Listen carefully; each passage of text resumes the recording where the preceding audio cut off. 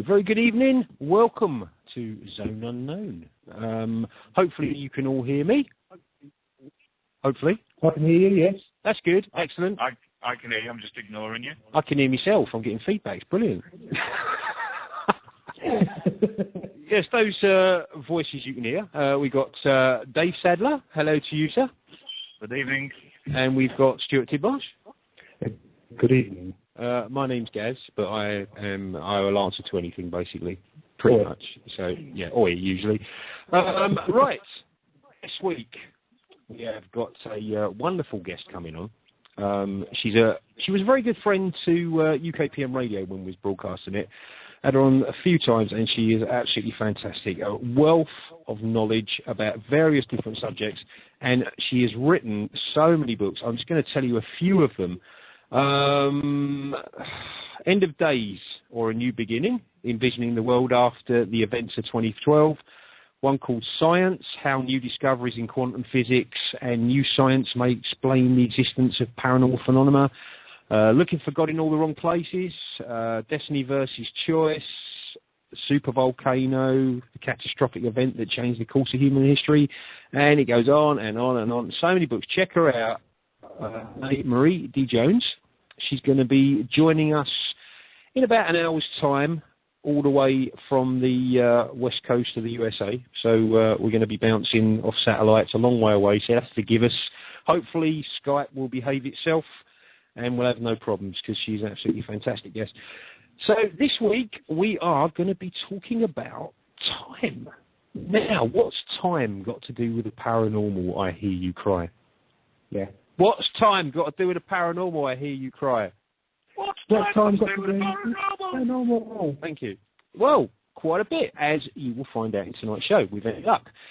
We are not just talking time travel, which we will be covering. We are going to be talking time slips, missing time, all that kind of stuff. We've been researching hard all week. We've all given ourselves headaches, and luckily we've not all been researching the same thing. So we're going to hit it from lots of different points of view. And a couple of us here, if not all of us, I've not actually asked you, but we have had our own experiences with missing time. And I know that Marie has as well. So that's going to be really interesting to hear about that one. So, shall we kick it off? Dave. Hello. Good evening, everybody. How are you this evening? First and foremost, can I just say that I've actually not researched at all. I'm winging it. Brilliant. Right, let's go. Right. So, shall we talk about missing time to start with, because this is something that happens quite a bit to quite a few different people, and it gets the UFO normally gets blamed for it, doesn't it, like alien abductions and things like that. So what sort of experiences have you had in your research with missing time, Dave? Well, again, as you just said, UFO cases generally have the bulk of the missing time involved in them, but there have been a number of paranormal cases that I've come across with people reporting missing time.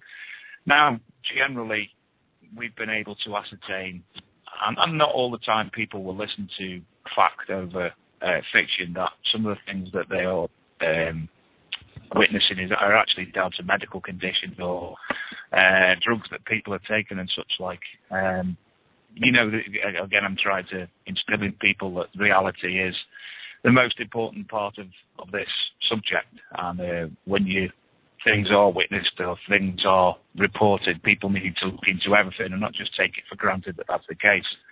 As I say, we've had numerous cases. Again, especially UFOs around the world, people always report missing time. One of the main cases that I know of was in this area from, it's actually via a future guest, Doug Pickford. A gentleman reported a missing time event locally at the Bridestones, which is a Neolithic burial cairn. He was driving home from Chester to Buxton, something like that, or Leek, and stopped for a wee. And when he stopped for a wee, the gentleman claimed that he saw a bright light, and several hours later woke up in a field adjacent. When he went back to his car, he claims his car was still warm and felt static, and also that his clothes were piled up neatly in the car. that's for the witness to suggest that was the case. There are a number of factors that could actually be the cause of that, which I'm sure we'll go into with Marie during the evening. Well, that's freaky as hell. That is something I certainly don't want to go through, definitely. Now, and that's something we can discuss with, as I say, Doug Pickford was the guy who knows about that. We can discuss that with him in one of the future shows. So when we're talking about missing time, it's exactly what it says on the tin. Basically, you're going about your daily life, doing whatever it is, whether you're just walking along or driving along, and the next thing you know, you've lost an hour or 3 hours. And some of this is reported, isn't it? That people have been on their way to somewhere. And I think it happened, the first case of it, and I'll probably, correct me if I'm wrong, Betty and Barney Hill, when they reported they were driving to a friend's house, they saw this sort of strange object in the sky. They got out their car to have a look at it, as some kind of freaky experience. I wouldn't say that would be the first case, Gary. I think that's more the first case where the media have actually picked up on something and spread it wide and far. Yeah, I'm sure it wasn't the first case, but it's the first that I've read about anyway. And they carried on their journey, got back to their car, carried on their journey, and arrived hours late, and they can't account for those hours that were missing. So it's kind of a weird thing, and I've gone through it myself. I've been driving along very early hours of the morning in the dark along the M25 here in the UK. And where I had to go, I've driven it so many times. And I had to carry on around the 25 and come off at the M11. Well, for some reason, I ended up in a car park at Heath. And I don't know how I got there. I haven't got a clue how I got there. Now, some people are going to say, yeah, it was abducted by aliens and they plonked you in this car park, blah, blah, blah. Or did I have, because it was early hours in the morning and I was very tired, I went into kind of an altered state where I was still driving as I would drive, but my mind was almost in a kind of sleep state. I was on autopilot sort of thing. Catatonic. Yeah, that kind of thing. I was still aware of, driving along, but my subconscious mind put me in this catatonic state, like you say, Stuart. So that's scary stuff. Is there anything that's happened to you, Stuart? No, I don't think it's ever happened to me, but I think I've had things that when I'm working, I sort of zone out for like 10 minutes and not realise. Sort of wander off. I don't know if it's the same. I think it's where you kind of forget what you've just done, sort of thing. Yeah. It can be minutes or hours, can't it? It's just weird. It's sort of like you don't even know what you was thinking about. It's just blank, and all of a sudden you look at the time and think, what can we do for 10 minutes? It's all like gone. Yeah. And you had a really interesting one, Dave, that you told me about once when was it you investigating a church? Was it? Yeah, well, the church investigation that I've been involved in now for 15 years. And it's one of those ones which is a classic case. It's come from an old book. And when you first start your years as a paranormal investigator, instead of, probably in my case, found all the books from when I was a kid, 50s editions and such like, and read them and thought, that place is my mine, that place is near mine, etc., etc. So off I went to a church in South Cheshire. As I said, I've been there numerous times, and this is a location where, good Lord, the amount of things that have been witnessed by people when I've been on site has been profoundly amazing. Another future guest, Paul Kimball, actually done an episode of his Ghost Cases series that was shown in Canada, which I was lucky to be a part of. So we took him to this location, and again, both presenters, the producer, and both cameramen had amazing, profound things occur to them while we were on site. Regarding the time events, occurred to me with a former friend and his daughter. I took him to the site because he'd never been before. And it was mid-afternoon, there was a thunderstorm, middle of the summer, brilliant thunderstorm, and then all of a sudden everything sort of lovely again, brightened up, and we got to the site. We got onto the site, and I think the best way to suggest what occurred was my colleague had a profound human experience. He had things occur to him personally. So we walked to the back of the church, and we asked his daughter to toddle off for 5 minutes just so we could have a chat. So he said, go on, run around the church as quick as you can. Off she sat, and we were sort of facing the church at an angle. So you had 3 sides completely out of view. Mm-hmm. She ran around the first corner and automatically came around the last corner towards us. And both of us were like, OMG, what just happened? And we couldn't, we were talking, we were concentrating, watching her walk around the corner so we could actually start speaking. And as soon as we started speaking, she'd come around the next corner. And that, to me, was the one and only event that I can say that I've had regarding time. And it was completely profound. What sort of distance was it, Dave? How long should it have taken her? I think it should have taken her. I think we timed it. It should have taken her something about 50 seconds, but it was instantaneous. And the only thing that she could report when she was out of sight of us was that she felt cold. And that's the only thing that she reported when she was out of our view. And it was brilliant. we got her to run straight away. Right, do that again. And it took her the normal amount of time. Do it again. It took the same amount of time. We went back on normal occasions. We got other people to do it. Got the girls to do it again. And again, everything was normal. It was just that one occasion which induced a time slip, perhaps. Did you check like the environment or anything around with like your equipment to see if there was something there? Yeah, we checked everything. We even set recorders up in the area that was out of shot. Incidentally, there is a video in existence. It's not my copyright, so I can't use it, unfortunately, which the video camera was set looking along the back side of the church, which would have been the last area that she ran down. And the video, I think, was being set up. I was on site on this occasion. There were 4 investigators and a girl.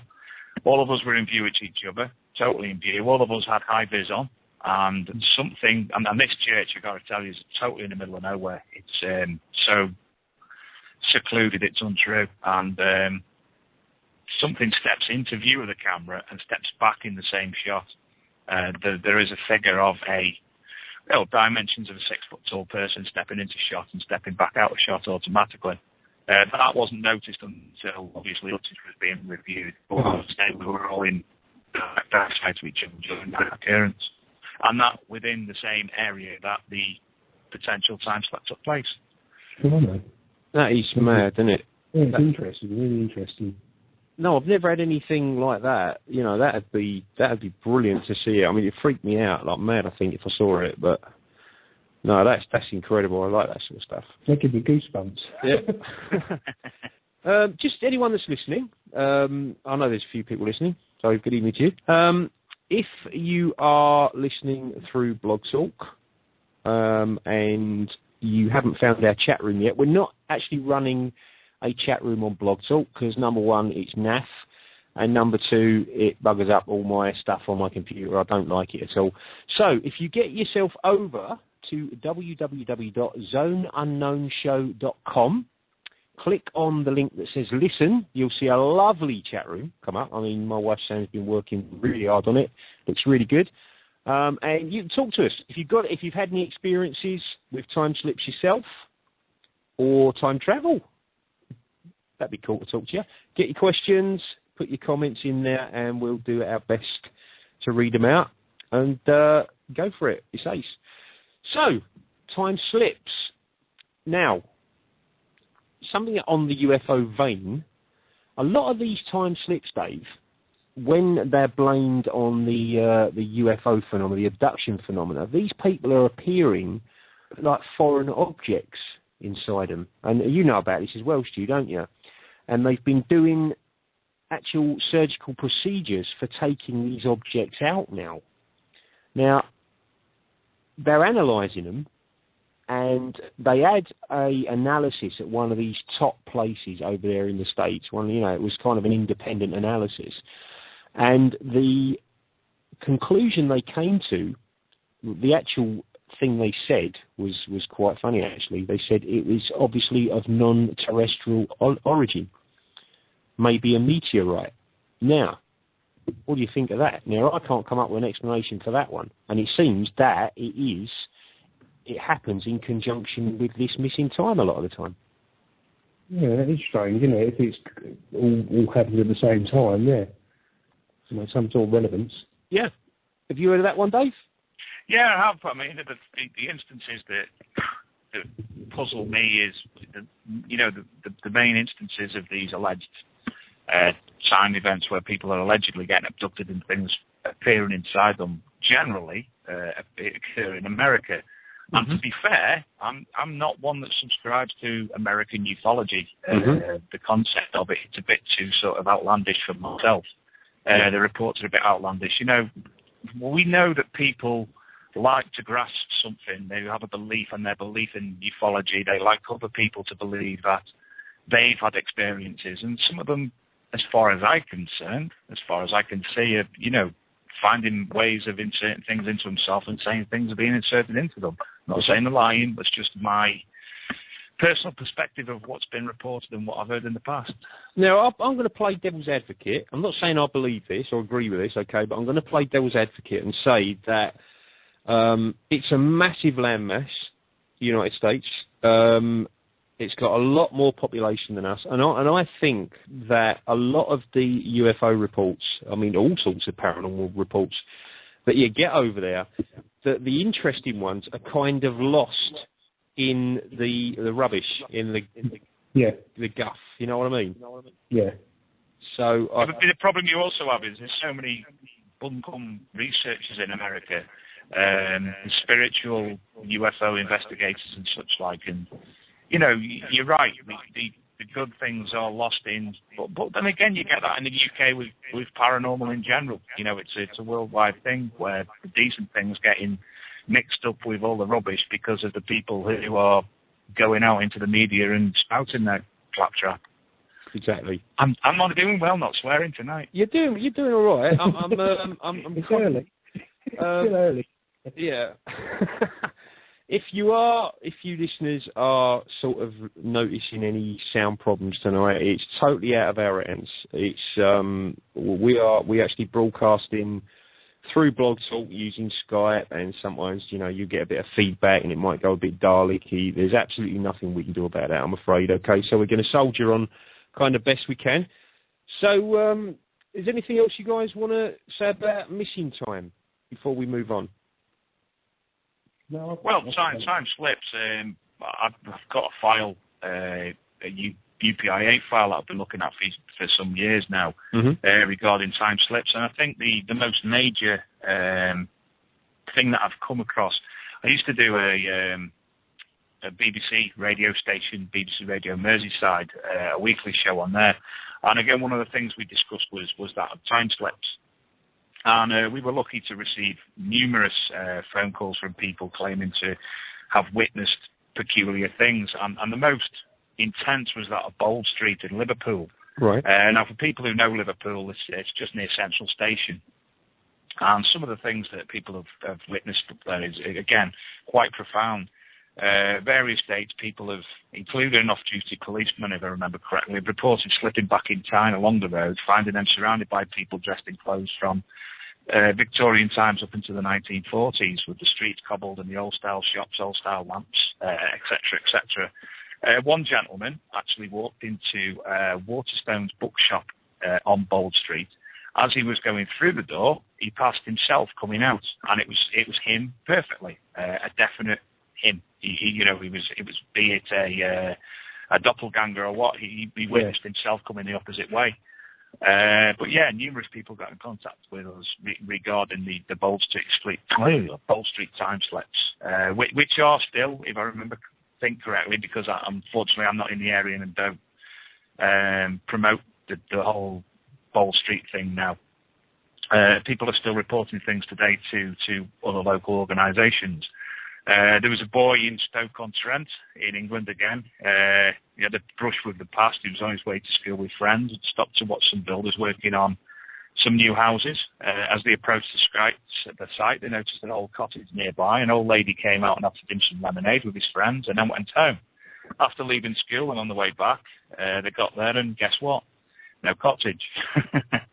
So people are, some of these paranormal events that are taking place. The church that I mentioned earlier, the report that I followed up from originally in the book suggested that there was a funeral cortege passed there once a year.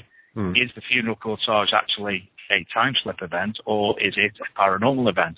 Where do you differentiate between paranormal and time? Or do we just class it as the same thing? Exactly. I mean, this is something that a lot of people are going to stand up and say, well, that's obviously psychological in nature. That's something they've created in their own mind. It's which we could say about the whole ghost phenomena thing. Was that a ghost? Was that house a ghost? Was the old lady that came out a ghost?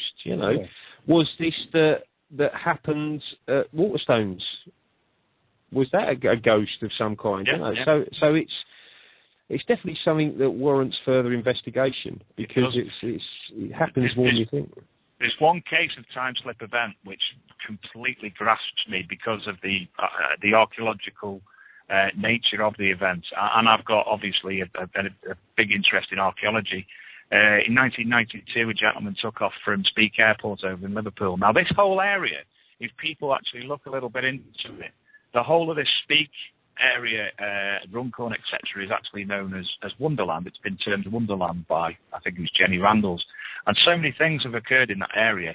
There's somebody who's witnessed Speke Airport itself looking ultra-futuristic, i.e., vehicles taking off from there that haven't even been invented yet. But the one that grasped me was a guy took off there in 1992 and he was flying over the M53, M56 sort of area. And he looked down and couldn't sort of recognise the terrain in any way, shape or form. He had some binoculars with him, he trained them, and lo and behold, there's Roman soldiers marching down below in some sort of Roman villa. Now, I don't know if the archaeology is thereafter been taken and checked with the information that gentleman gave, but to me that was brilliant. And we've all heard Chester have got Roman soldiers marching through the cellar. York's got Roman soldiers marching through buildings. Yeah, is it paranormal? Is it time slips? The M6 toll road. Yeah, that's fine. Yeah, they've got Roman soldiers. I'll say that again. Roman soldiers. Stay off, a bit more lemonade with it. No, they got Roman soldiers wading waist deep across the carriageways. Why are they waist deep? Because they are walking on the original road surface. So it happens. And they actually found a settlement not too far away from that, so which ties in, which is interesting. So as people interested in the paranormal, yourself and Stuart, what would you class that as, a paranormal event or a time slip event? I'll put you both on the spot. It can be classed as overactive imagination. It can be classed as blatant lying, making it up.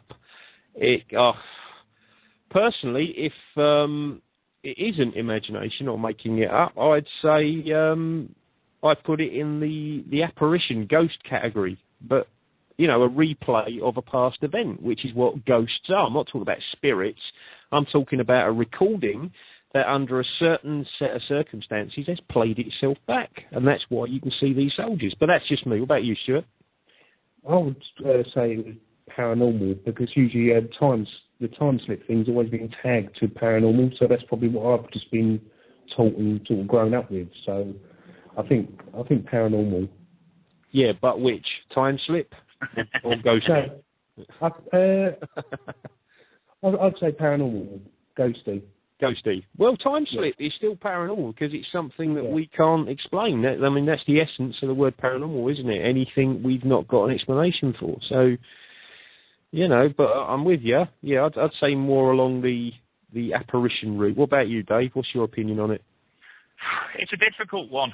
It's very difficult. I think you'd have to take each case on its own merits and look into it from there. I mean, as I said, the Roman soldiers and such like, I'd probably have to put into the apparition. Apart from the aircraft case, then I'd have to look at that a little bit differently because of the terrain and the whole area being different. I mean, look back at Roman soldiers and, did they see an aircraft in the sky and were they able to say, well, what's that? That's a big bird. And then, again, other cases, paranormal in nature, it's a difficult one. I'd agree with yourselves and say that probably something apparition-wise, recording of the past, but some difficult ones, some very, very close ones.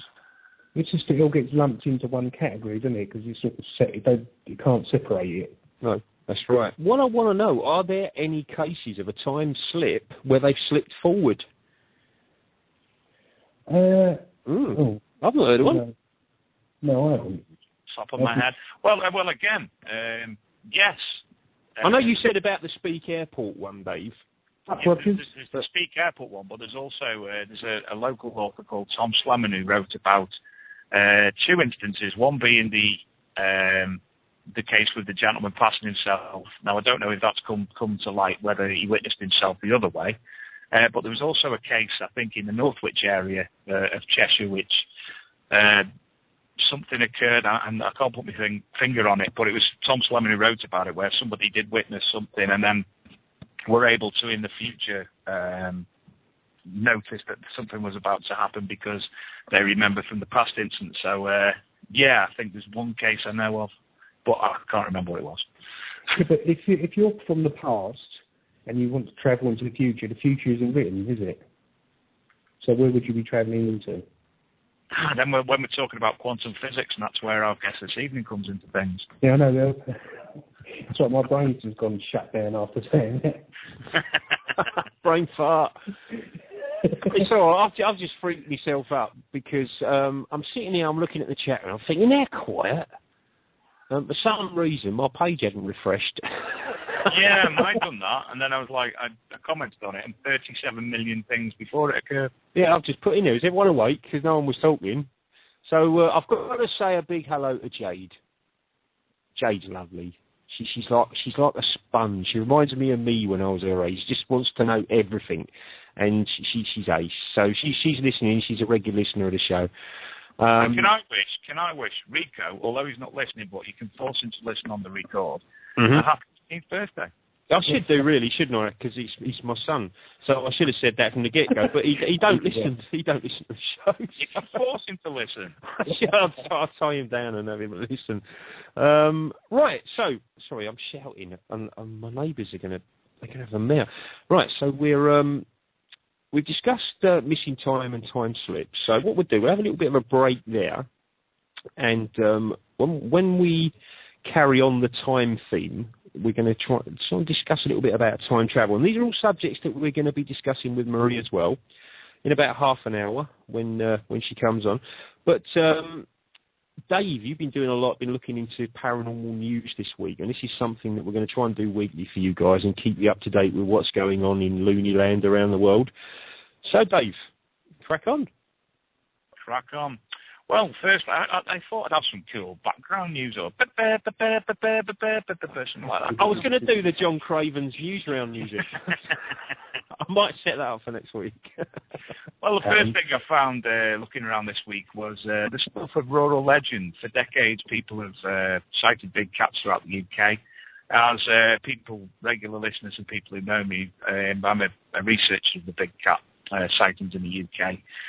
But now Dr. Andrew Hemmings, Senior Lecturer in Animal Science at the Royal Agricultural University in Cirencester, who has been looking at this for a number of years, has suggested that he's identified remains of some wild animals and made apparently eaten by creatures larger than any of this country's known carnivores. He's looked around Gloucestershire and I think he believes that, yes, there are big cats in the UK. Not that we don't already know that. Personally, I've witnessed several things which I could cite as being what we would class as a big cat or an exotic cat. And I've mentioned to yourselves about bringing Dr. Hemmings onto the show in the future to discuss that. Mm-hmm. So that was your first bit of news. Your second bit of news, again from Gloucestershire. Werewolves, wizards and a coven of witches has been reported to the local police force by 999 calls. They've revealed that spooky calls followed a Freedom Information request. A local supernatural society said it would step up investigations in the county. You go then. In one call, a woman rang police to complain her partner was trying to put a spell on her using witchcraft. A man in Stroud dialed 999 to say he was poisoned by a satellite controlled by witches, while a boy from Gloucester rang up to say he was a wizard. Obviously reading far too much Harry Potter. In Cheltenham, meanwhile, a taxi driver complained that his wife was a werewolf. And a man called the police asking for the Ghostbusters because there was something strange in the neighbourhood before hanging up. Craig Jones of Gloucestershire Supernatural Seekers, there's a name, says it's possible that these sorts of things happen, but a lot of people can be encouraged by all sorts of things on TV. Good night, Craig Jones. Yeah. I think I must have reported my mother-in-law for being a witch on there, so that's probably one of mine. Ooh. Can't say that. I'm moving. I said it to her face. Got to be done. Over in the US of A, 3 people in Oklahoma were arrested after a bogus Sasquatch hunt that authorities say wasted their time and put a man in hospital with a nasty gunshot wound. Omar Pineda was arrested after he told Rogers County deputies that he shot his friend in the back when a barking noise spooked him during a hunt for Bigfoot last Saturday night. If they had been factual, upfront and truthful with us and explained that there was truly an accident, as strange as it might sound, we would have went ahead and investigated and probably nobody would have gone to jail. But they did. I want to go big. I just love to go Bigfoot hunting. Do you know what, right? I might have told you this. No, I haven't. Well, I haven't told you guys this, Tim. Now, when I used to do some of these other shows, I used to be a guest on a lot of shows on Blog Talk over in the States, and I loved it because they're nutters. I mean, not all Americans are nutters, but these particular ones were absolute head cases. Well done for demonifying half our audience. Yeah, well, no, these particular people were absolute barn pots. And we're talking about Bigfoot. Now, Bigfoot is a subject I can take or leave it, basically, because I think people are probably seeing something, but it's probably a bear or something like that. And in my opinion, for a breeding colony to exist, you'd need so many of them to rule out interbreeding that they're going to be found. They're going to be seen. I mean, these 7 or 8 foot tall, airy bloody things that, running around the woods. You'd think someone's going to catch one or shoot one. And these have been going on for years, these reportings. So we're on this show, and he says, you have to come over to the States and have a Bigfoot hunt with us. I went, all right. He says, yeah, just come out. I said, I hope I'm getting a gun. And he says, what do you want a gun for? He said, Bigfoot won't hurt you. I said, I ain't worried about Bigfoot. I'm worried about all the other stuff that's running around the bloody woods. So I said, well, how do these hunts go then? He said, well, what we do, we got this big lad, we dress him up in a Bigfoot costume, and we send him out in the woods, and he calls for, the Bigfoot, like a mating call, and entices Bigfoot, do you fancy something like that? Entices Bigfoot out. I went, right. And I said, so what you're trying to tell me is, you've got half of the United States in the woods, dressed in camouflage gear, with automatic weapons, and a guy running around in a Bigfoot suit. I hope that bloody Bigfoot suit's bulletproof, mate. Jesus Christ. Yeah, they actually do this stuff. Couldn't believe it. Anyway, I digress. Go on, Dave. Sorry. Right, yeah. Me next one. Everybody knows that I distinctly despise the pay-per-boo audience, the people who go organised ghost hunts, and especially the places that are making a fortune out of it. And one of them appears in this week. Are you ready for this one?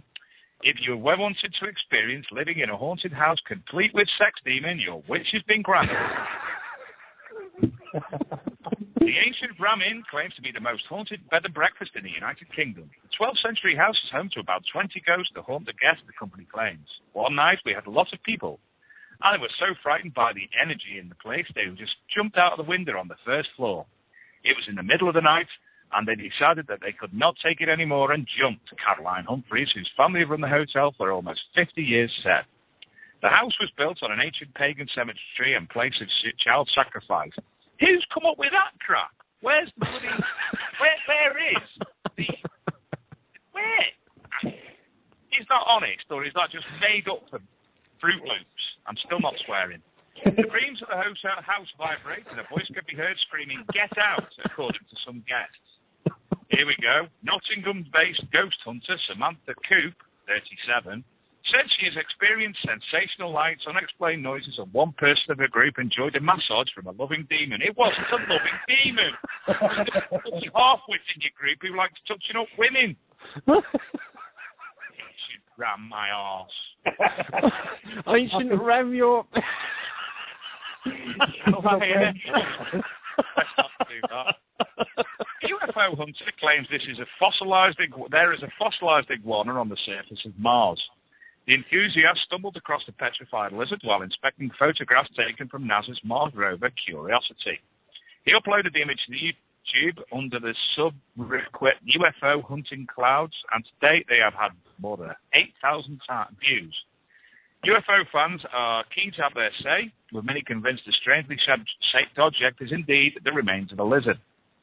Scott Waring said, "Dude, add contrast and you'll see the eyes, mouth and nostril detail come out. Wow, amazing catch." Another going by the name of Inga Solteruk said, "Awesome work." However, others were less convinced. Death Doer 01 observed, "Clearly a rock plus no footprints. Good catch though." And Steve Phillips noticed, "Obviously an iguana, or maybe just a rock." And finally... Hang on, is this the same person that found a World War II bomber on the moon? Yeah, probably. Go on. And for those who aren't listening to us, will probably be watching, in the UK, will probably be watching the History Channel. Mm-hmm. As tonight, former Happy Mondays, I say former, no, they're going again, aren't they?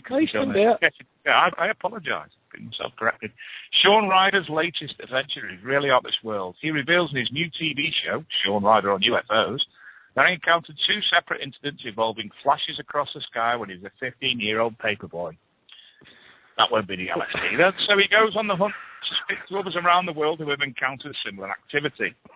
The 51-year-old from Manchester, whose band coined the Manchester phrase back in the 80s, saw light zipping across the sky while standing at Hilton Lane at a bus stop as a boy, and says the idea there was no other life forms in the universe as madness. Sean said it ridiculous to think that we're alone. It's madness. The universe is teeming with life. I should go and do it in Manchester. I should do, yeah. Chips on burger, what you doing in our area? There you go, that's me Manchester bit. So I'm still getting over ancient ram my arse. So tonight's first episode is over in Chile, where everybody in Chile have witnessed a UFO. There you go, basically. He's got a book out as well on the back of this, and he listens to smooth radio nowadays, apparently. Oh, his accompanying book is called What Planet Am I On? Yeah. Ladies and gentlemen, that's the news at 2038. I like it. A round of applause there, isn't it? You did. I like it. Yeah, we're going to do that. Oh, well, I've got a bit of news, and I weren't going to say it, but it's just funny, so I am. We got a comet that's due to fly over soon. It's going to be in the sky for about 3 months. Well, it's in the sky now. It's just really, really faint. Comet Ison, a big lump of dust and ice that is going to orbit around the sun and then fly back out. You're going to see a big tail in the sky. I mean, some are saying it's going to be bright, that you'll be able to see it in the daytime and bright at night, that it'll be like another full moon. Now, this thing's travelling about 840 odd mile an hour, 1,000 miles an hour. They call it Comet of the Century. Or is it? Because according to some, it's a UFO. Why you ask? You shout? No, apparently it is, because NASA started releasing images of this thing as it got closer to us, and some of the ones that they've released, or the ones that I saw, put it that way, it didn't look like a comet. It looked like 3 separate objects. Now, there is a conspiracy that when Hale-Bopp appeared in the sky, do you remember the mass suicide that happened along with it because these people wanted to be taken up by the aliens that were following the comet? Yeah. Well, they're saying this is a similar kind of thing. So stand by for more of this suicide nonsense, because it could well happen. Whether the pictures are real, I don't know. I strongly suspect they're not. But check it out. If you just go on and put, I suppose if you go on Google and put Planet Ice on alien ship or whatever, you'll see some of these images.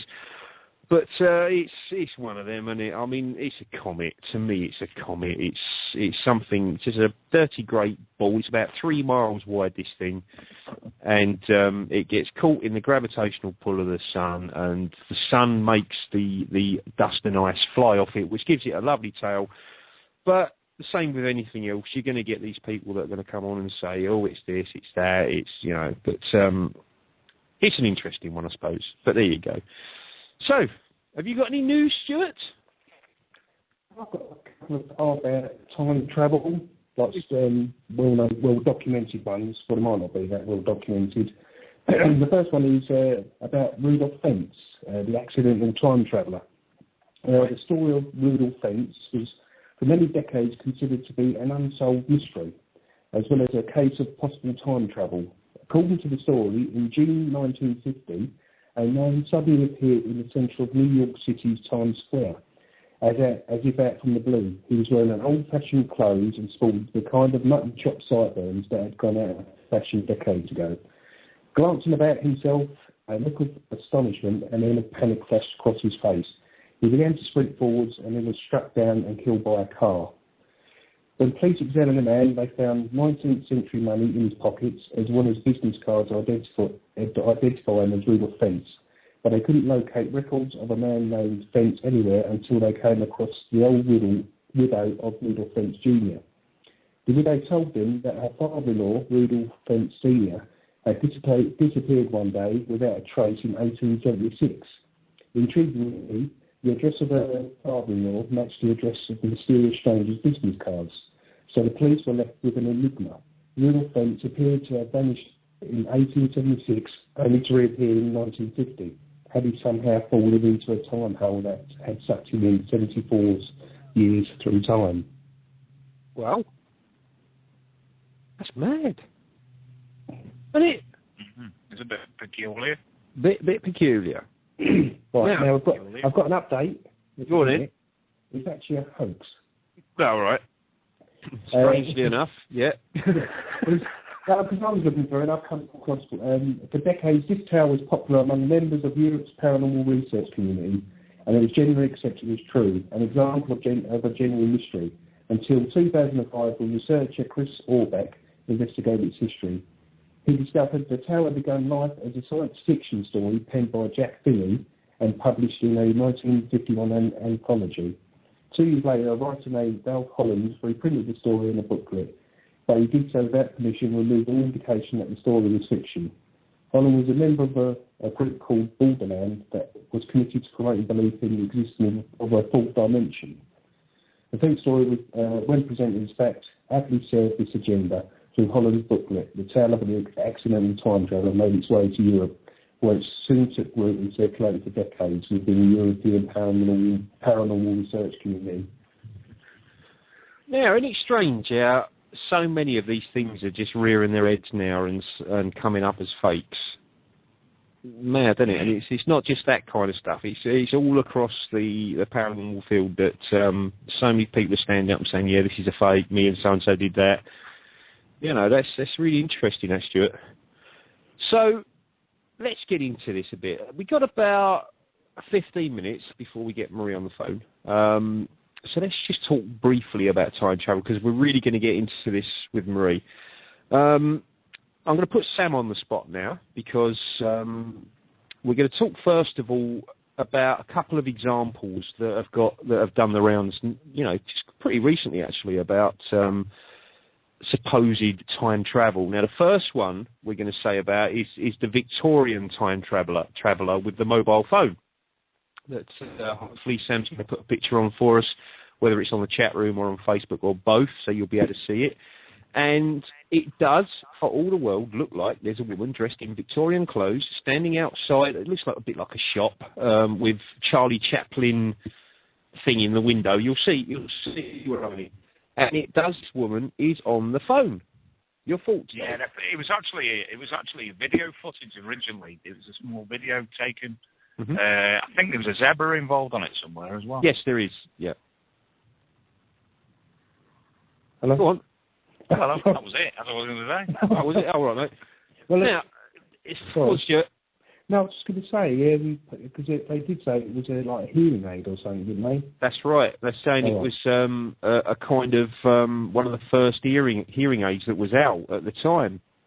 Now, where this theory falls down that she was a time traveller on a mobile phone, number one, who was she talking to? You know, did the other person that go back in time with her have a mobile phone? And the other thing is, did they send a satellite back with her to pick up the signal? But I've seen episodes of Star Trek where they come back in time and they don't use all the stuff. God. Him and his Star Trek. Really? I'm a bit of a Trekkie as well, to be honest. But well then, yeah, Deep Space Nine when they come back in time, still talking on the nitty-gritties. No, I'm more of a Next Generation lad. I prefer that. Council Troy, you know. And, yeah. So, and the other one that we've got is Nicolas Cage. Now, I've not read a lot about this, so correct me if I'm wrong. And apparently, Nicolas Cage, the actor, has stood up and said that he is either a time traveller or a vampire. Because there is a picture. This has come on the back of a photograph, which I can actually put on the Zone Unknown Facebook page as we speak. A photograph which on one side is Mr. Cage, and on the other side is somebody who looks like Mr. Cage from about 100 years ago. Yeah. And I think it's from that, and Nicolas Cage being a bit out there, a bit in there. I mean, he recently sold Action Comics #1 Superman for like £1.5 million or something. You know, this is a man who's got a lot of interest and into a lot of things. And I think he's just done it for the I'll have a laugh with these people. But originally it was claimed he was a vampire because obviously he hasn't aged. And on the other hand, people were claiming it was a time traveller. It's a very good likeness for those of you. Let me just see if I can... I think Sam's going to be sharing it as well, Dave, because she downloaded both the pictures earlier. And yes, it is a good likeness, apart from his sticky out ears. So, unless his ears have been pinned back, I don't know. We could have done. But as you talking about films, I found another one. It's as Lieutenant Colonel Owen Thursday in the 1948 movie Fort Apache, Henry Fonda appears in one stagecoach scene to pull out and interact with what appears to be an iPhone. Could it be that Fonda visited the future and brought home a souvenir, or perhaps the props master found the phone misplaced by a certain careless time traveller from her own time? Ooh. Talk about... Go on. Yourself first, eh? No, yourself first. No, crack on, because what I'm going to say is long-winded and boring, so you crack on, mate. It's bound to be more interesting than what I'm going to say. I was just going to give a some of the things which people have watched, popular culture with time travel. Obviously, the be-all and end-all for me and most people would be the Back to the Future trilogy, but you've also got films like... I can't remember what it was called now. The one with... Flight Navigator, UFO, and the UFO took into the wrong point in time. Yeah. The Philadelphia Experiment, Planet of the Apes. The Time Machine. Bill and Ted's Excellent Adventures. Austin Powers. You know, there's so many films out there which is all the Star Trek things have been involved. Terminator, the classic. All been involved. Popular culture really, really does play with time travel. And gives it some fantastic different angles as well. I mean, for me, you can't beat time travel in a DeLorean. Well, that's the way to do it, as far as I'm concerned, definitely. But there's going to be people out there that are going to poo-poo this. Time travel? What's going on? What are you on about? But Einstein's theory of relativity, it kind of makes time travel an open question. And it doesn't say it's impossible to do it. So to time travel, we have got to obey the laws of physics. Okay, I'm not going to get into this really heavily and give you all headache and baffle you with science, all right? But we've got to obey the laws of physics. There's certain things we can do, certain things we cannot do. Just physics makes it impossible. Okay?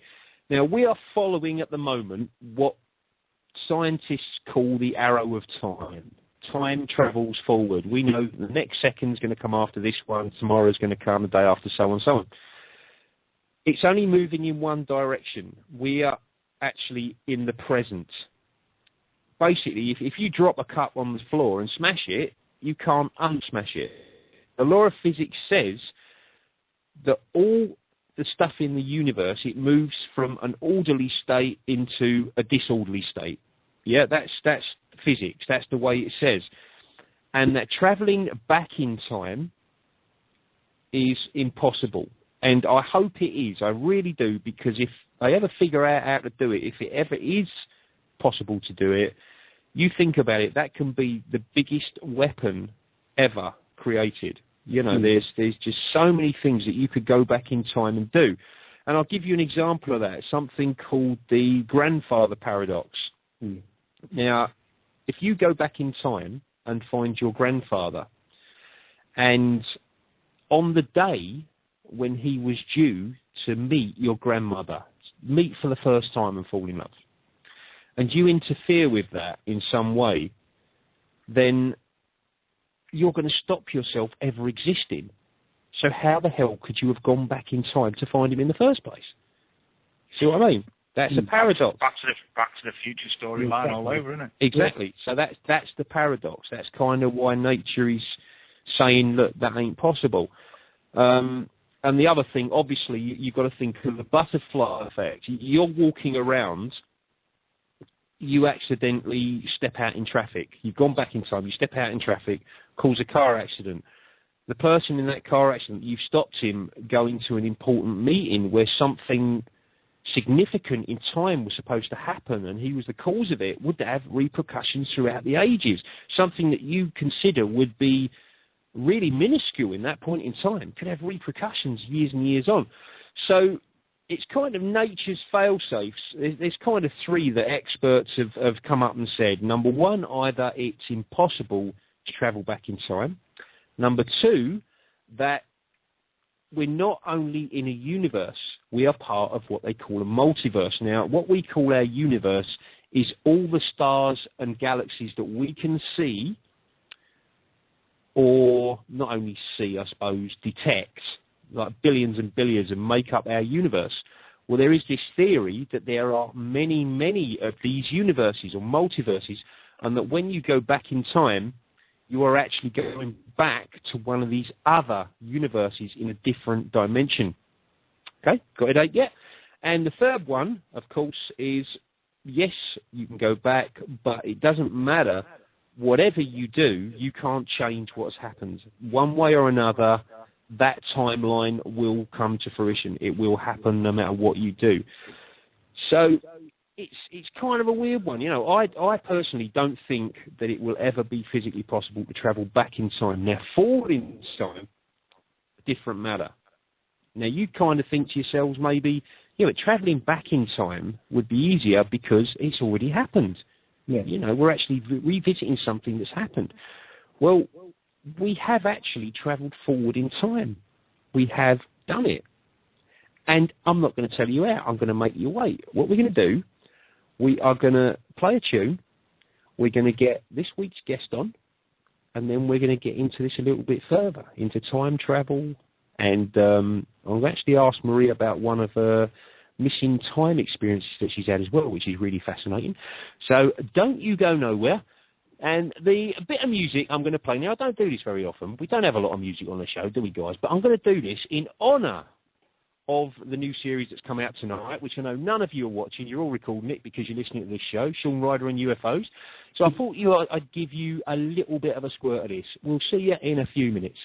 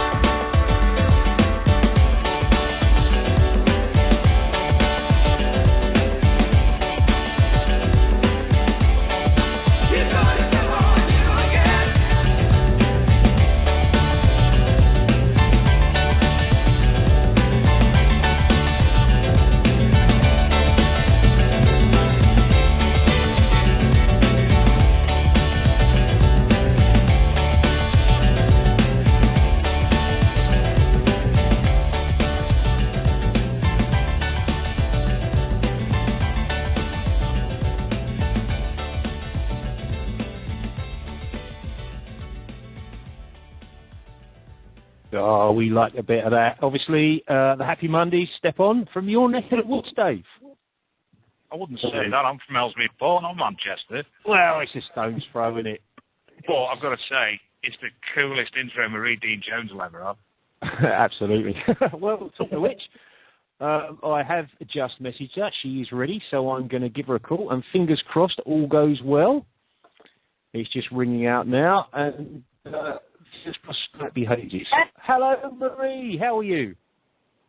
I'm good. How are you? Oh, brilliant. All the better for hearing you, because you're loud and clear. So let's hope it stays that way. Yeah, exactly. We've got Dave Sadler with us. Hi there. Hooray. And nice to finally speak to you. You too.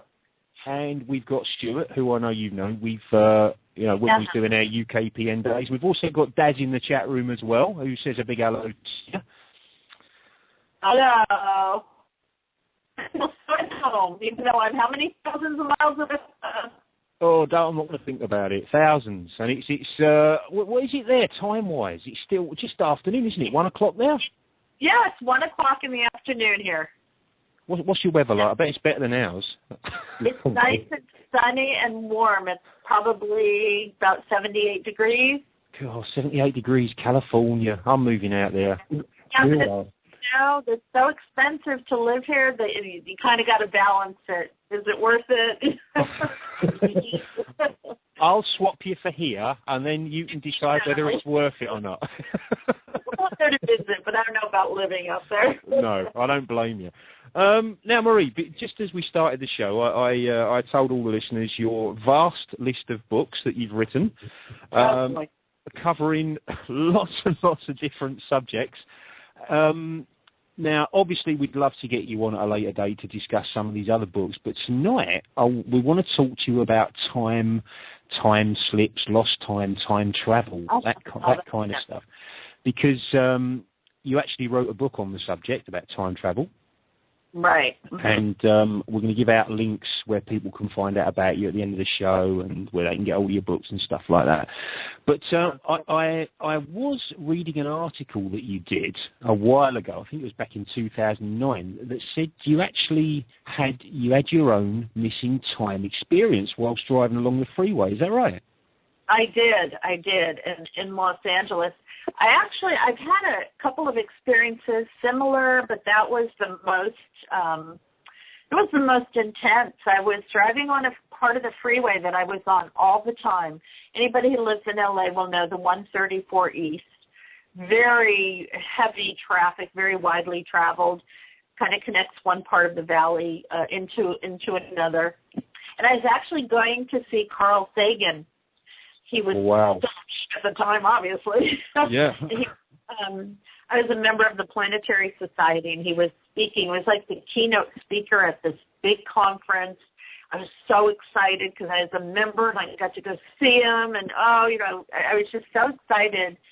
And at the time, I was trying to get out of my apartment, and the door wouldn't open. It's like every time I tried to open the door, it would sort of like pull shut on me. Mm. I was kind of like, what is going on? Is this crappy old apartment or what? But my husband at the time, who's now my ex-husband, but still good friends, he was like, maybe you're not supposed to go. Maybe you should take this as a sign something's going to happen. I was like, oh, please.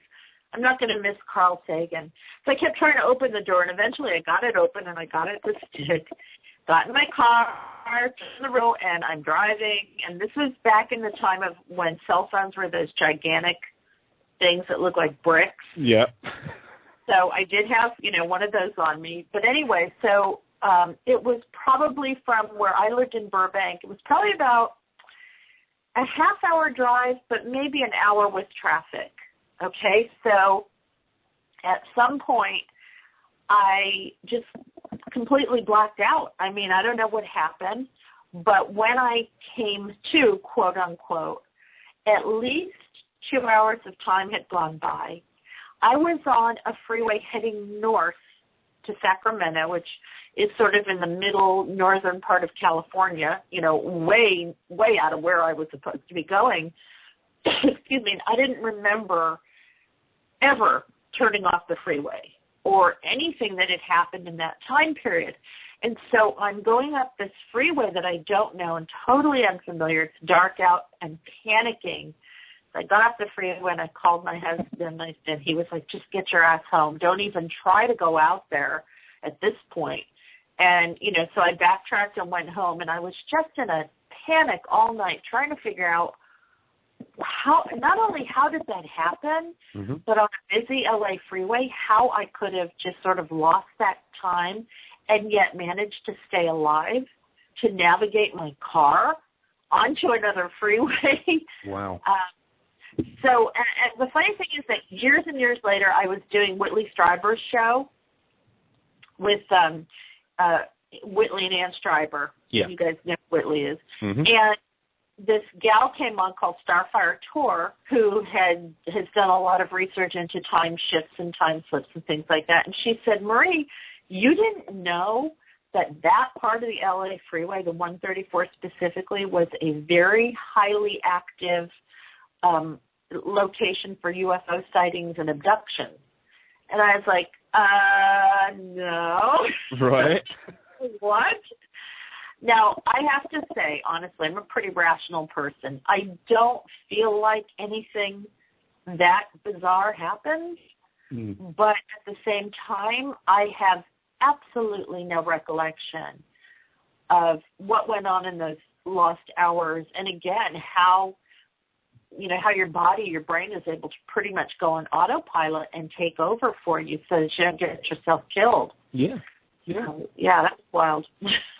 That is freaky. Did you actually get to meet Carl Sagan at some point? No, I went home because for me to get to and then I was just so scared and I was so panicky that the idea of going to, he was speaking at a location on the Jet Propulsion Laboratory in Pasadena, California. It's a big campus and it's kind of like woodsy and dark and stuff. So at that point, I was like, there's no way I'm going to keep driving. What if it happens again? What if I'm sick? Yeah.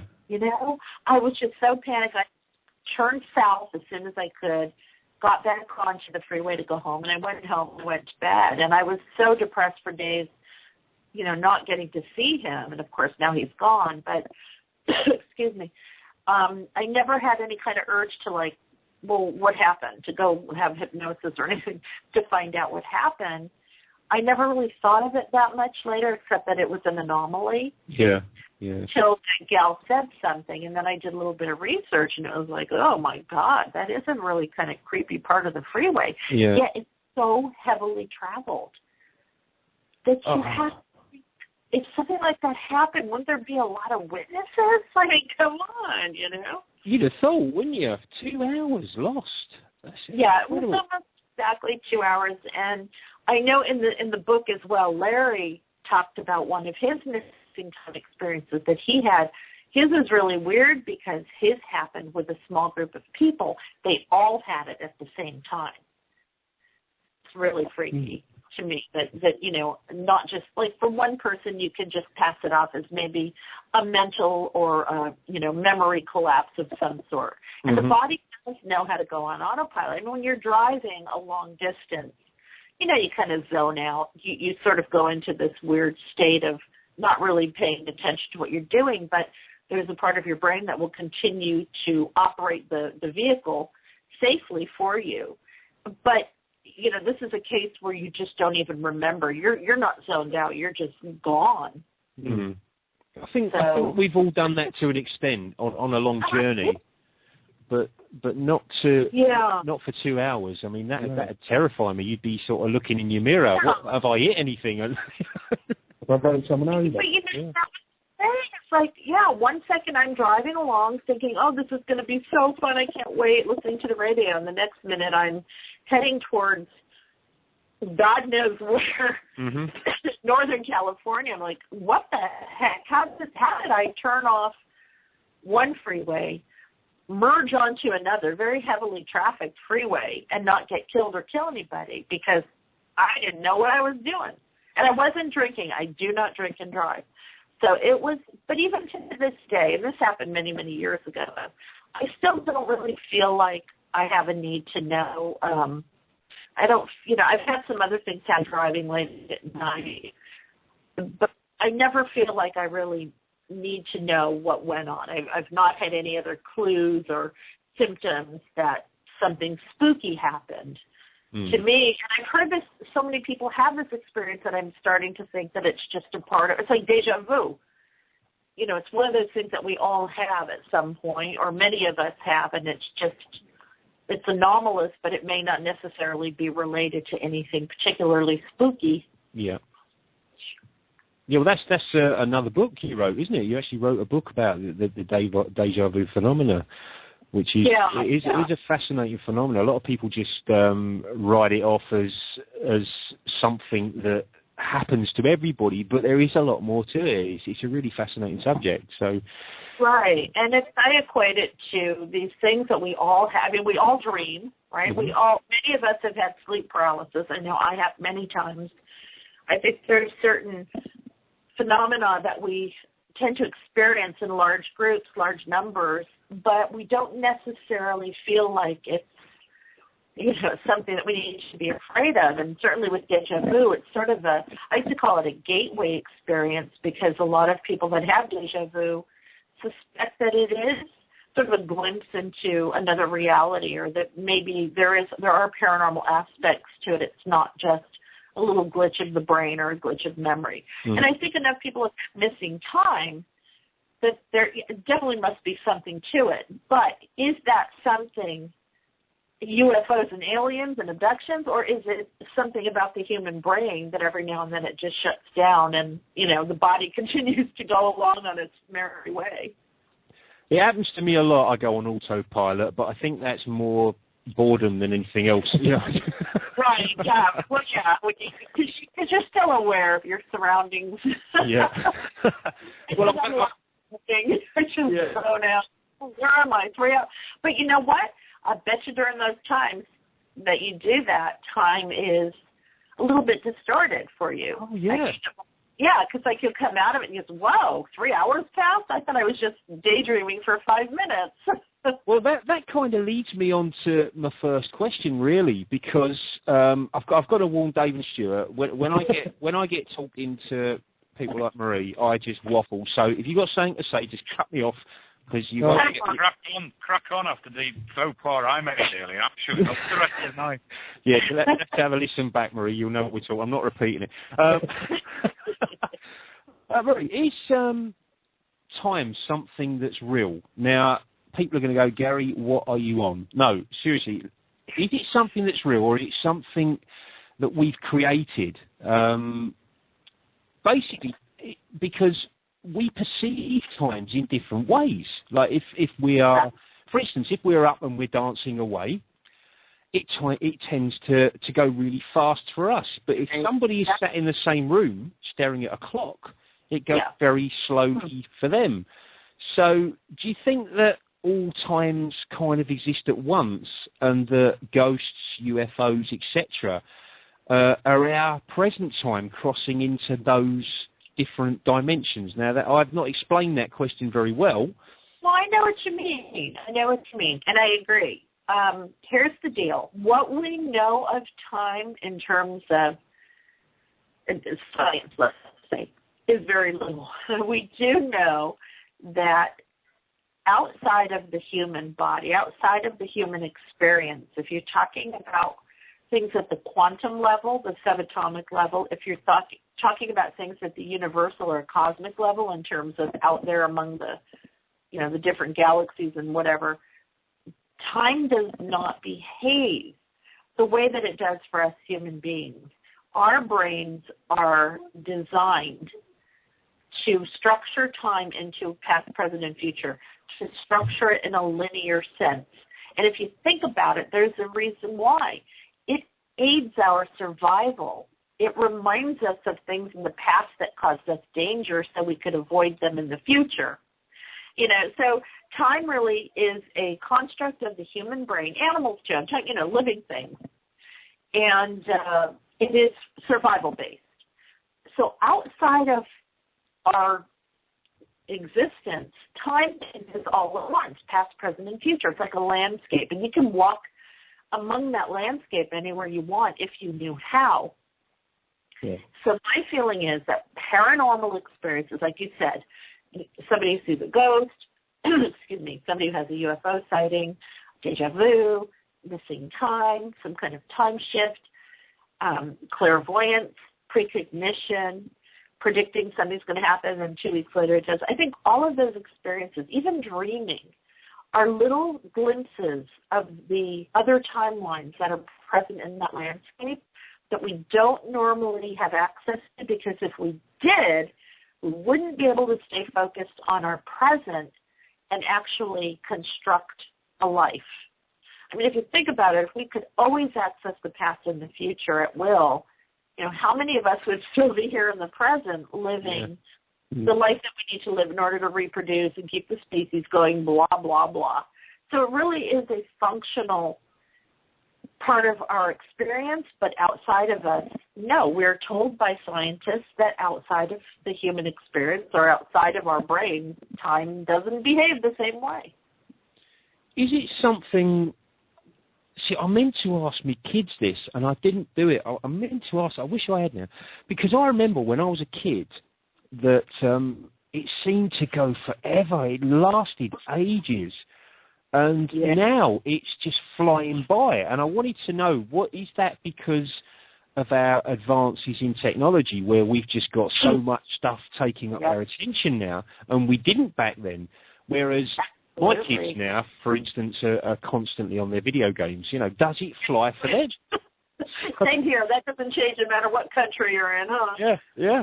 So is it flying for them, or is it dragging for them? Is it a physical phenomenon that it seems to fly the older you get? So I'll have to ask them. I love that, because I feel that way too. And what I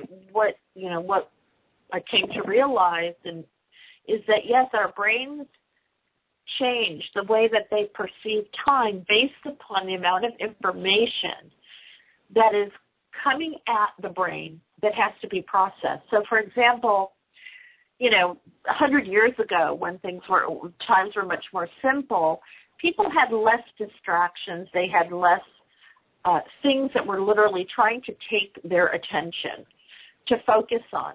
So time went by slower.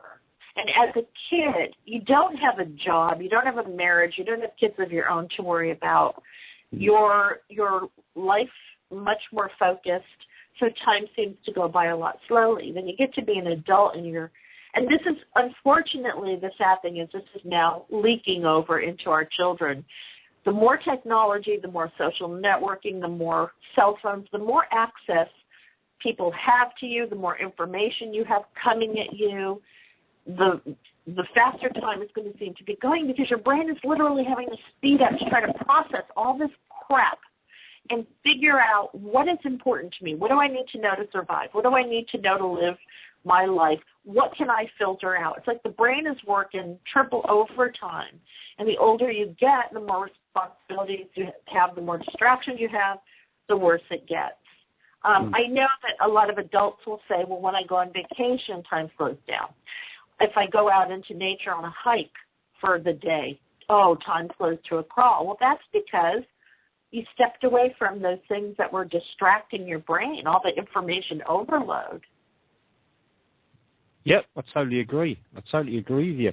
I was just something that occurred to me whilst doing this research about time. I was trying to envisage the timeline, and that can all parts of it be occupied at the same time?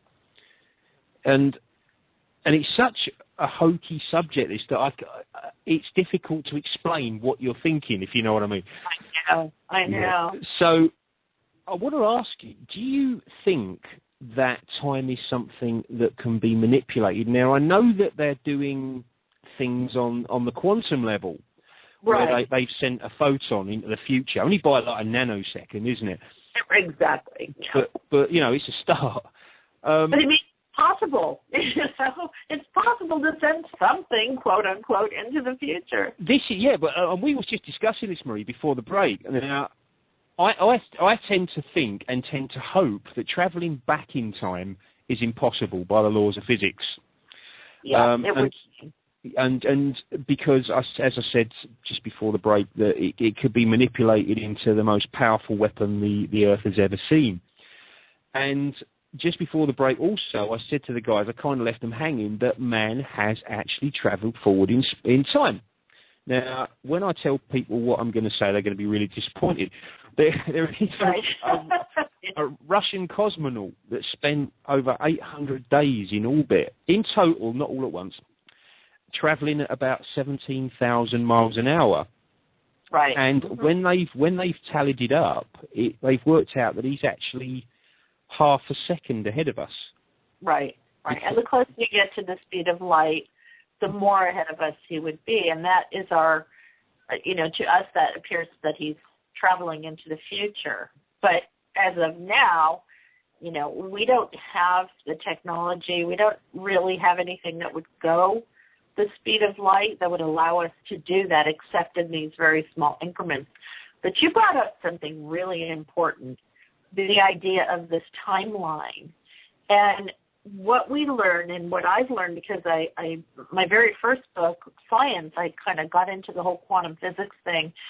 And here's what appears to be the case. You have this landscape, okay, and it exists with past, present, and future, all there at the same time. So everything that has ever happened, ever will happen, it's there in that landscape. The information is in that field, if you want to call it. Larry and I call it the grid. In that grid, it's in that field. We as human beings have been built, we've been constructed, our brains, to focus on only specific events in that landscape. And those events are the events that are important to us. And we put them in an order that makes sense. So basically, it's almost like you guys have farmer markets out there, right? Yes. You go to a big, giant store, and you're the one, that store is filled with every possible kind of food you can eat. But you go in and I only want to make a certain meal. So you're going to go from aisle to aisle. You're going to pick only what you need to make that meal.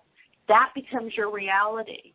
so that's kind of what we learned, is that even though it makes us really frustrated as human beings, because it means so much of this right now is beyond our scope of understanding, and certainly beyond our technology, our reach of technology, but you have this field that we're all walking in. The field is infinite. It's past, present, and future all at once. Each of us is choosing different things, different flowers to pick, or different items to take from that field that are important to us to construct the timeline of our lives, and also to construct the collective timeline that we're involved with. But that doesn't mean that all the other stuff, all the other possibilities and potentialities don't exist. They do. Just we're not choosing to perceive them and bring them into some kind of reality.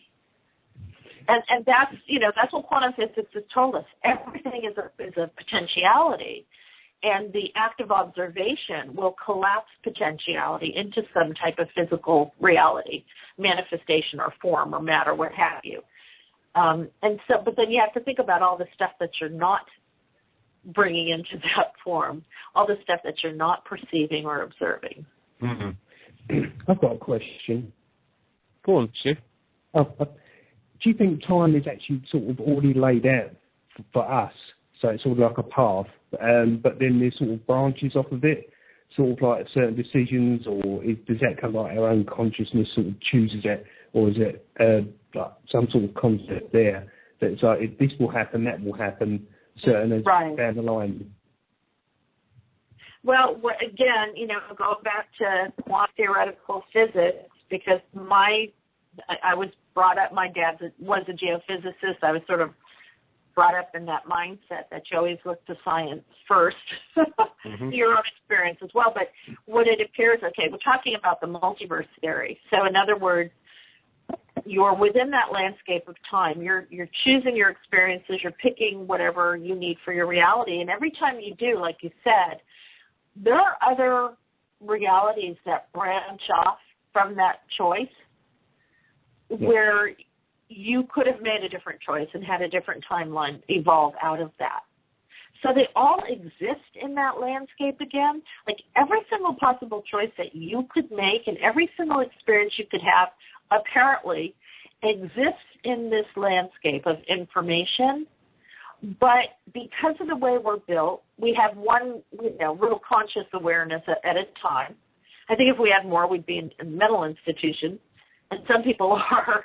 Yeah. But we have one brain, one body, one life, one timeline that we need to deal with if we want to stay sane.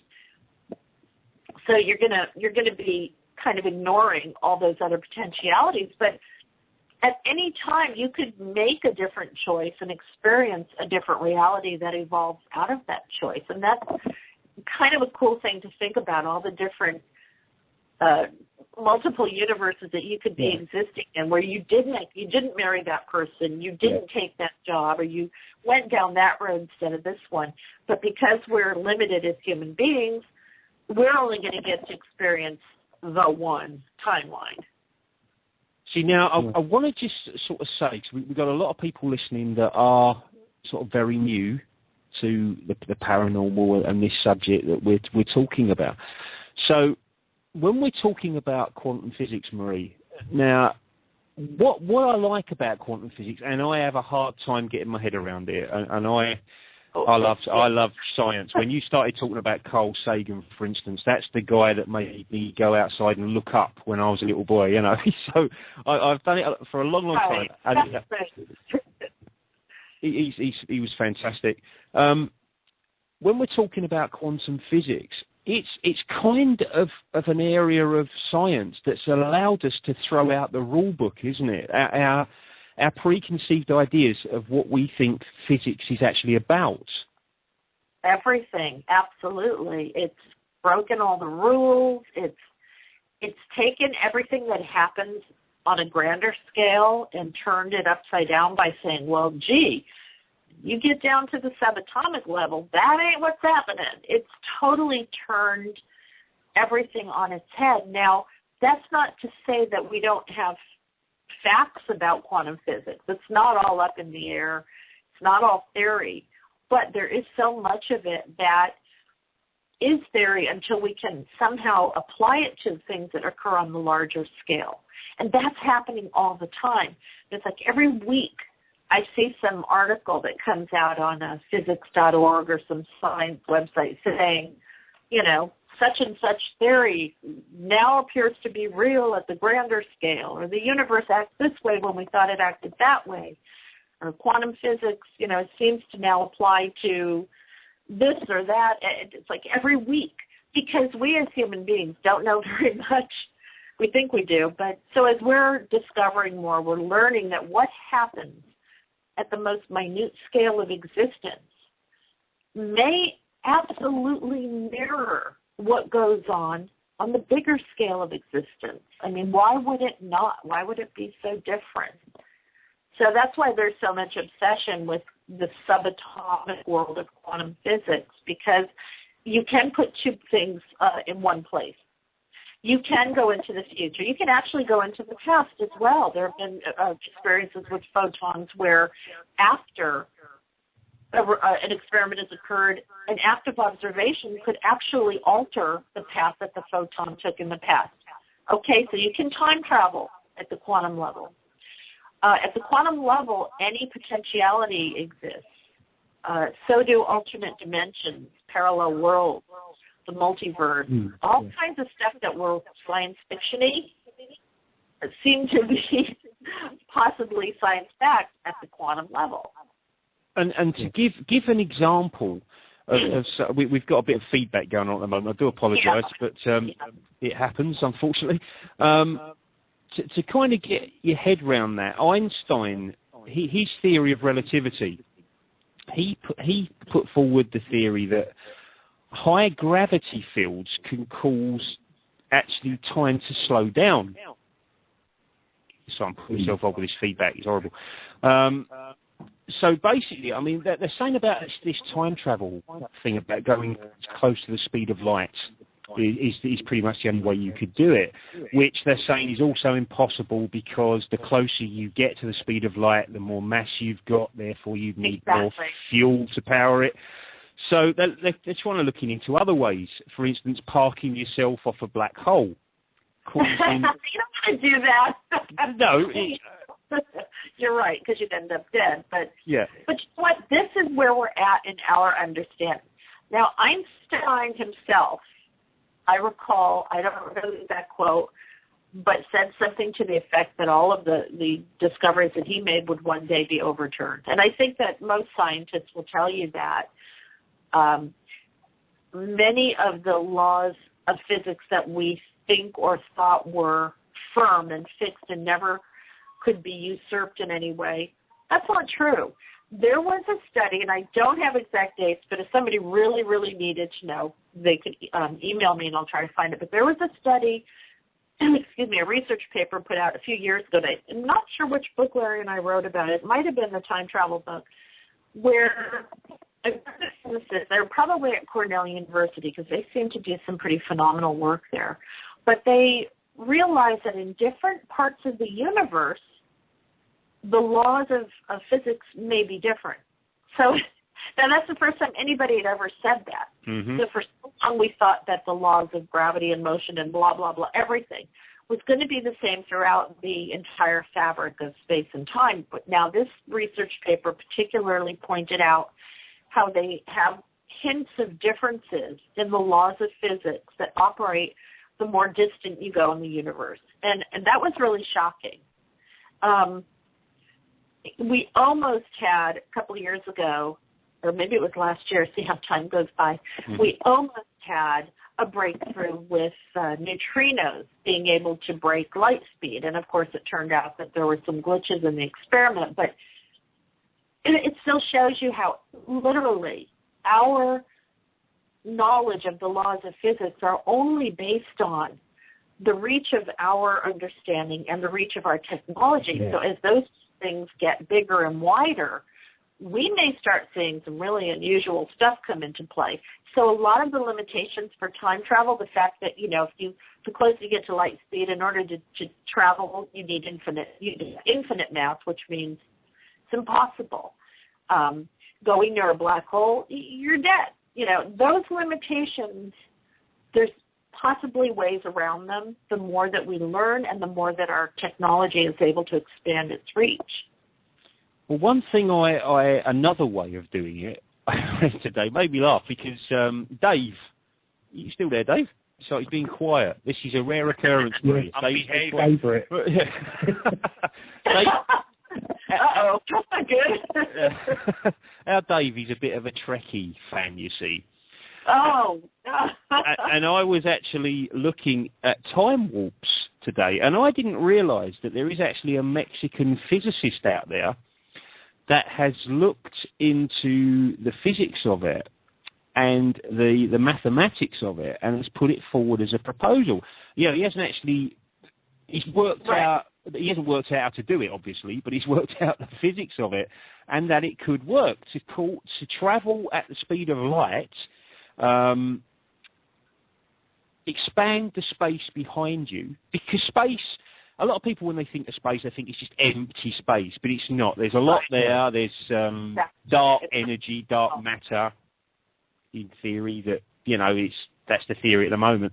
So they're saying expand the space behind you and contract the space in front of you, and you're in what they call a warp bubble, where you and because you're in this bubble, you're not violating Einstein's law that you can't travel faster than the speed of light. So it's strange how these science fiction things from the past and now have got theories behind them. It's quite strange, isn't it?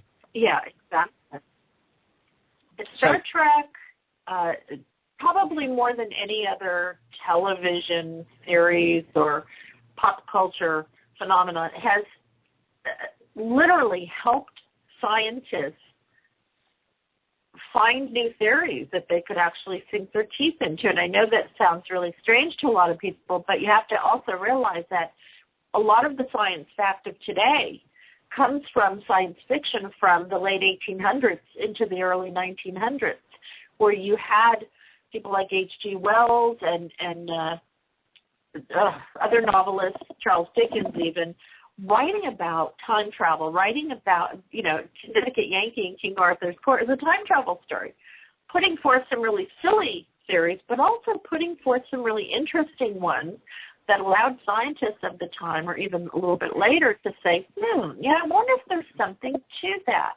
But every physicist, every astrophysicist, astronomer, what have you, that has done research in the past has laid down this foundation by which now these new scientists can come along and say, you know what, 10 years ago we might have thought that was impossible, but now that we know this, because we've got the Hubble telescope looking further and further out, we've got the Large Hadron Collider out at CERN smashing particles together and giving us all this information now about what happens at the subatomic level. Now we know this, this, and this.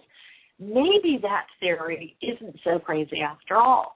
I think this is such an exciting time to live in because that is happening right before our eyes. I know. I remember as a kid that the common consensus was the smallest thing in the universe was an atom. And when we're talking about quantum, these particles, was it many hundred times smaller than an atom, Marie? Subatomic, and then, even the quantum particles can be broken down. The thing is that everybody is searching for the most fundamental level of existence, reality, what have you. And, there's string theory, the idea that fundamental level is a sea of vibrating strings, and there are different sizes and resonant frequencies, and some are open and some are closed. And so, again, if you think about it, 100 years ago, we probably had some cool microscopes, but we didn't have the technology to see those smaller and smaller levels. And it's only a matter of time before somebody says, you know what, there's something even smaller than a quark. And that will open up a whole new world. And really at this point, what the thinking is that fundamental level really isn't anything physical. It is just vibrating potentiality. Yeah. It's quantum particles that put it out of existence. And from that sea of nothingness, if you want to call it that, something pops up things pop up out of this sort of sea of virtual nothingness.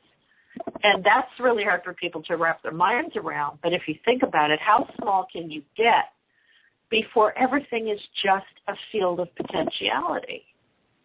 This is why it's hard to get your head around, because it's like we have got to unlearn everything we think we've learned to get our head around the subatomic world, because time doesn't mean anything there, does it? You know, it's just, no, not at all. Nothing means anything. Our little petty problems mean nothing. It's absolutely incredible. One thing I always point out to people, because I was always fascinated when I read this, it was sort of like, oh, yeah, wow, I never thought of that. It's like, let's take gravity. Gravity is not something you can hold in your hands. I mean, you don't see gravity. It's hidden. It's implicate. It's a force. What we see are the effects of gravity and the influences that it has on objects, including us. So we start to think about this hidden, implicate world that is beyond our level of perception. And I think the paranormal falls perfectly into play here, because there's stuff going on there that we only see the effects of. We don't see the cause. And the quantum world is kind of like that. The cause is on such a small, hidden level, yet everything that we see around us are the effects, the influences. So then we have to try to figure out, okay, how did the two go together? What is causing this? We don't see where that cause occurs. And a lot of people say I know Carl Jung believed that's how synchronicity works. Mm-hmm. That synchronicity is nothing more than you seeing the effects of something that had their causes on that hidden level. Well, it's mind-blowing stuff, isn't it? My mind's on sort of short-circuited for a moment. It does. It really makes you think. It's incredible. I mean, it's not, the question. It brings up questions that you hadn't even entertained. You know, it's absolutely incredible stuff. So, and the more you think about it, the more weird it gets. It's just so bizarre. And the thing is, most people will say, well, okay, that's really cool, but how does it affect me? And I think that when you're in your day-to-day living, quantum physics doesn't affect you as much as you think. But really what we're talking about is we want to know what the heck we're made of. Mm-hmm. Is there something, what happens after death? A lot of people would say, well, how does that relate to quantum physics? Well, it relates because if we do accept that theory of that field of pure information from which past, present, and future all exist at once, that's got to include us. So do we come from this field and then return to it? Does consciousness get to go kind of play in that field and decide to reappear somewhere else in another form? So it really kind of opens up this huge can of worms that really could change the way that we look at our lives and maybe help people not fear death so much. Well, I hope so, because the work that's going on at the moment, people see people playing in the Hadron Collider, and they think, that's just scientists playing. But it's not. It's so fundamental to the world we live in, isn't it? So hopefully... they're trying to figure out what is everything made of and how does it work? I mean, I think those are the biggest questions we ever ask ourselves. But people think, because that's how human beings are, we think everything happens on a human scale. And we forget that we're made up of vibrating particles and subatomic particles. We're really not physical, solid forms.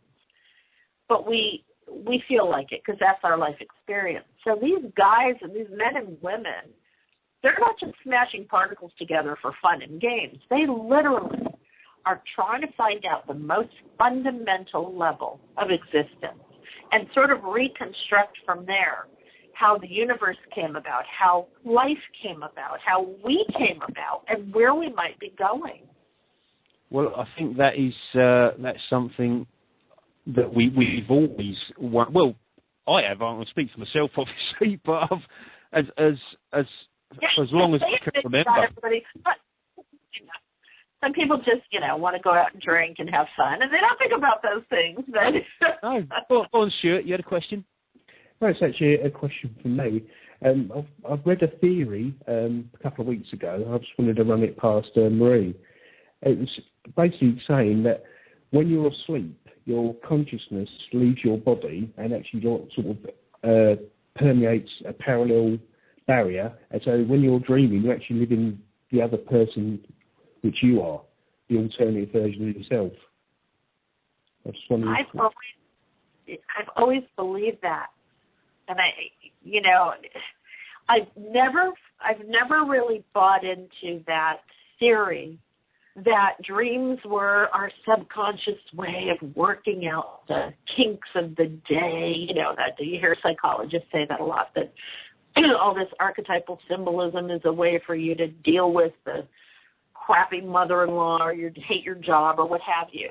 I think in some ways some dreams are, but I have always felt, and I know so many people are really starting to kind of come around to that same idea, that we are literally time traveling, reality traveling when we dream, that it is an opportunity. All those limitations we were talking about of the physical body, it's an opportunity for the mind, consciousness, whatever you want to call it, to set the body aside, set the limitations aside, and go out and do some traveling. And I really feel like that some of the dreams that I have are that way. Because always, if you was dreaming, it's always like a first-person perspective. Because if you was dreaming, you'd see it from the side, you'd see other things, but it's always like first-person. Right, exactly. You're conscious. It's like a different level of consciousness, and you are experiencing that. Let me ask you something, because like you said, have you ever had a dream where you saw yourself, like, you saw your body? It's like you said, it's always the dream is always occurring from your perspective. Now, I don't know, maybe somebody has, but I've never heard somebody say, I had a dream and I was sort of standing on the outside and I could see myself interacting with other people. I've never had that. No, that's what I was saying. It's always a first-person perspective. Yeah. So it's never like you're viewing yourself from above or on a balcony or something, watching everything go on. It's cool when you can fly in your dreams. I remember as a little kid just like, what the heck? Why can't I do this when I'm awake? Wait a minute. Because, when you're dreaming, your body, your brain reacts as if that is your normal waking state of reality. You have the same emotions, the same physiological reactions as if you were awake. So in other words, that dreaming reality is the same to your brain as your waking state. But how come we can't do some of those really cool things? And again, I think it goes back to survival. We're so structured and built to keep the species going. It's all survival-based. And so when we're in our waking state, I think we're really not meant to go do all that traveling, because if we did, we wouldn't be able to focus on keeping our life on a trajectory by which we would continue to, reproduce and raise children and keep the survival of the species going. And it sounds so crude to think that everything we are is based on that. But I think on a physical level, that's indeed how we've been built. But there's that other aspect of us to go play around, especially when you're dreaming. Yeah, I agree. Maria, I've got a couple of questions to ask you. As you can tell, I've never actually interviewed anybody on the radio before, so I've left that all to Gaz. But I've got a couple of questions to ask you from in the chat room. Okay. Firstly, Stacey wants to know about precognition type dreams and your thoughts on them. The existence of them in relation to, in time, really. I've had them too. And I, again, am firmly convinced, based on all the research I've done, based on what quantum physics tells us, that when you have a precognitive dream, and some people have them when they're awake, they have a precognitive vision, or it can happen during deja vu, too, where you get a glimpse of something that you know is going to happen in the future. Basically, what you're doing is that part of yourself that is not limited by your physical body is walking through that landscape of time and seeing something that's going to happen. Then, hopefully people that have dreams like that write them down. Because I've had a lot of people say, oh, well, I predicted that was going to happen. Well, it's like, I would love to see proof. You know, it's not that I don't believe people, because I've had them too. But I think it would be really cool if we could get a nice database of people actually who feel they have precognitive abilities, documenting the data that they're getting, so that we could see how accurate they are in predicting what's going to happen. But quantum physics allows us to believe that precognition is totally possible, because if it's telling us that past, present, and future occur all at once on this level that is outside the construct of the human brain, then our consciousness is what's tapping into that and seeing something that's going to happen in the future, just like it might have a glimpse of a past life. Another question from Darren. He asks, now I know you're currently in the process of putting a book together called Echo with your son Max. Is there any other books or films or other things? Oh my gosh. A while ago we were discussing one of the films you were in the process of doing. I know there's 2 now. What other ventures have you got going on at the moment? The film is sort of on hold, unfortunately. We're trying to raise the money to make it ourselves, and it's just kind of slow going. But Larry and I just released a book called The Grid, Exploring the Hidden Infrastructure of Reality, that kind of covers a lot of what we're talking about. That just came out. And in January, we have a really cool book that's sort of a deviation from a lot of what we've written. It's called Viral Mythology.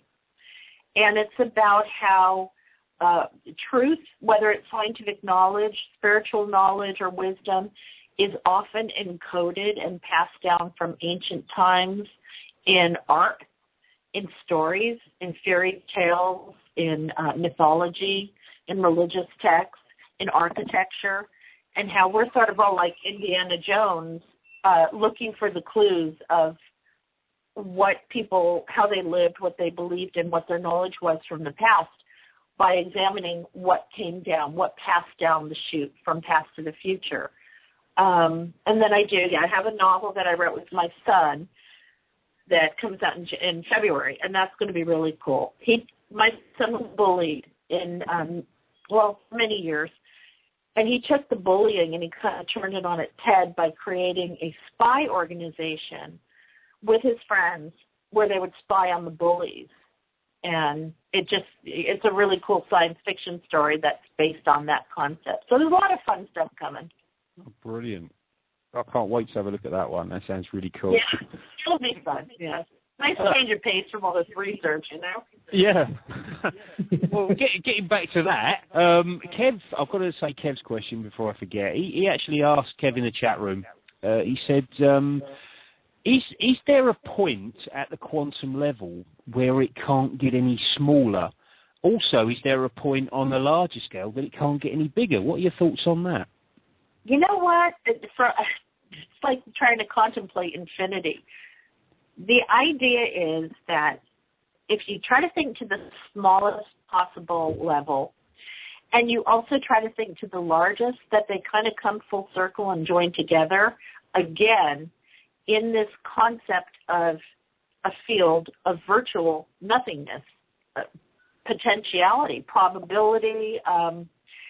It's a field of particles that don't yet exist, but can, if there is an act of observation, an act of measurement, or some other outside force that acts on that field, will start bringing things into existence. And you sort of start that loop again from the very small to the very large. Excuse me. So the two kind of come together in this invisible, hidden, implicate. David Bohm, one of the greatest physicists, the grandfather of quantum physics, called it the implicate level. And that just means that hidden level of reality where everything ends and everything begins. It looks like nothing, but it has within it the seed of potentiality for everything that is created, everything that becomes a reality, everything that comes into existence. Do you think... Sorry, I just want to ask you, do you think this is where Einstein tripped up? When he was, because I know towards the end of his days he was looking to prove the theory of everything. Right. And do you think he missed out the quantum level, or his understanding of the quantum level, that actually tripped him up? Do you think this is where the proof of that theory could lie? Right, and he did, and he kind of admitted that knowingly right before he died. The theory of non-locality had sort of been tossed around, that particles that come into contact can then be separated over vast distances and yet still influence each other. It's also referred to in a different manner as entanglement. Mm-hmm. But this idea of non-locality, that you could have something at a distance influence something else, he didn't like that, and he felt that it was just impossible, but he also thought that it might be somebody else who would come and prove it. Well, right after he died, there were a number of research studies and papers that came forth. Elaine Aspect, I know I'm going to leave off a big one, John Bell. Mm-hmm. They proved that non-locality is fact, that you can influence particles from vast distances, and they'll influence each other. It doesn't matter. They don't have to be close set. That's why it's called non-locality. That was what tripped Einstein up. He didn't believe in that. So after he died, the field of quantum physics took his work and just sort of added on to it, and everything just sort of exploded from there. Now, if Einstein were alive today, he'd probably be the first one to tell you that within the next, 10, 20 years, maybe even sooner, the theories of relativity and special relativity will be turned on their heads. And I think that we're already seeing some hints of that with work that's being done at the quantum level. So that's my everything. The theory of everything is only as good as the minds that are trying to come up with an answer. Because if your knowledge is limited, you're going to be missing a big chunk. You can't just deal with classical physics. You've got to bring the quantum into that. And Einstein wasn't quite able to do it in his lifetime. Had he lived today, we might already have that theory. Who knows? Mm. See, this is how fluid, how changing this subject is, because for years, Einstein's theories were the holy grail, weren't they? And nobody could disprove them or question them even, So now this whole new branch of science, and a relatively new branch of science, has popped up and said, wait a minute, look at it this way. Right. So exciting stuff. And we've got about 4 or 5 minutes, Marie, and I want to ask you this, because the reason I think you're a valuable guest is because there's a lot of people within the paranormal. We're sort of changing tack a bit. I'll go off on tangents like this. A lot of people in the paranormal are either one side or the other, where they're either total believers in the paranormal. I lost you. Can you hear me now? Marie, hello? I can right now, but you cut out. Yeah, can you hear me? Yes, I can hear you. Can you hear me? Oh, it's I like can now, but anything you said before. No. Oh dear, you got me now. I can hear you now. Yeah. Right. Okay. Right. I'll be quick before it cuts off again. Oh, good old Skype. We love it. I was just saying that the reason that we find you such a valuable guest is because there are people within the paranormal that either from one side only, like they're complete believers or complete disbelievers, don't bother looking at the science aspect. Now, you've combined the two, especially in your book, Science.